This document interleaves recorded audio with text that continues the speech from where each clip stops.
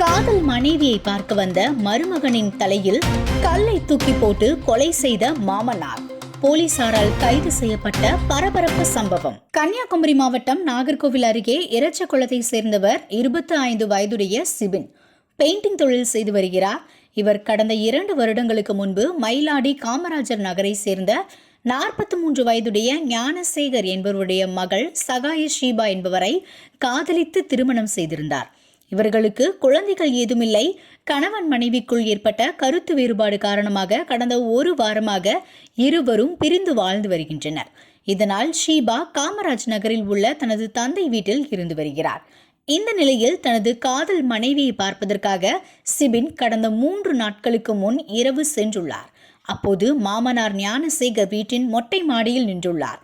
சிபின் வீட்டின் முன்பகுதியில் நின்றுள்ளார். அங்கு அவருக்கும் அவரது மாமனாருக்கும் இடையே தகராறு ஏற்பட்டுள்ளது. இதில் ஆத்திரமடைந்த ஞானசேகர் மொட்டை மாடியில் இருந்த ஹாலோ பிளாக் கல்லை எடுத்து சிபினின் தலையில் போட்டுள்ளார். இதில் மண்டை உடைந்து படுகாயமடைந்த சிபின் மீட்கப்பட்டு உடனடியாக ஆசாரிப்பள்ளம் அரசு மருத்துவக் கல்லூரி மருத்துவமனைக்கு சிகிச்சைக்கு கொண்டு செல்லப்பட்டார். அங்கு அவருக்கு தீவிர சிகிச்சை அளிக்கப்பட்டு வந்தது. இது குறித்து சிபினின் சகோதரி கிறிஸ்டல் ஜினோ 5 கிராமம் காவல் நிலையத்தில் புகார் செய்தார்.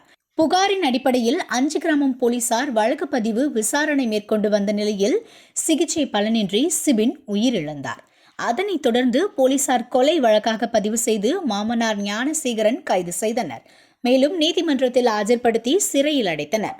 இச்சம்பவம் குமரி மாவட்டத்தில் பெரும் பரபரப்பை ஏற்படுத்தியுள்ளது. தினத்தமிழ் மாற்றத்தின் ஆரம்பம்.